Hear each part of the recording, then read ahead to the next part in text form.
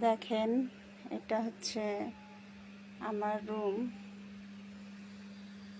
এটা হচ্ছে আমার বেডরুম। এখানে আমি ঘুমাই। বেডরুমের পাশাপাশি দেখেন এই যে এগুলা, একটা মেলায় যায় একটা গরু কিনছিলাম। এই যে দেখেন গরু। আর এটা হচ্ছে আমার আর একটা বেডরুম। ঠিক আছে, এটাও হচ্ছে আমার থাকার জায়গা। এই যে দেখেন, দেখাচ্ছি আপনাদের।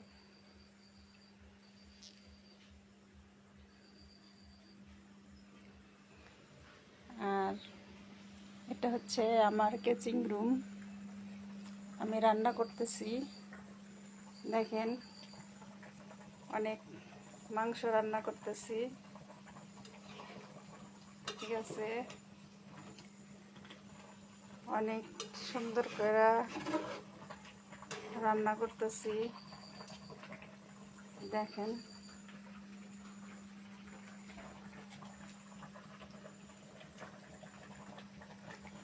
আপনাদের দাওয়াত থাকলো, আপনারা নদিয়াপুর বাড়িতে আসবেন।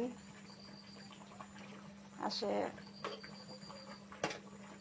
যা খেতে মন চায় আমাকে বলবেন, আমি আপনাদেরকে রান্না করে খাওয়াবো। আমি খুব মজার রান্না করতে পারি। এটা হচ্ছে আমার রান্নাঘর, কিচেন রুম। আর এখানে হচ্ছে আসবাবপত্র, জিনিসপত্র যেগুলো আমার ব্যবহার করতে লাগে, ব্যবহারের জিনিস। দেখেন, এখানে আর একটা চুলা আছে।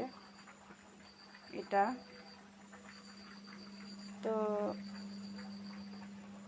একটা মজার বিষয় হচ্ছে গাইস, আমি একটা কথা বলি। আমরা আজকে একটা পার্কে গেছিলাম ঘোরার জন্য। সে অনেকটা রোদের তাপ ছিল, রোদের কারণে ঘুরতে পারি নাই।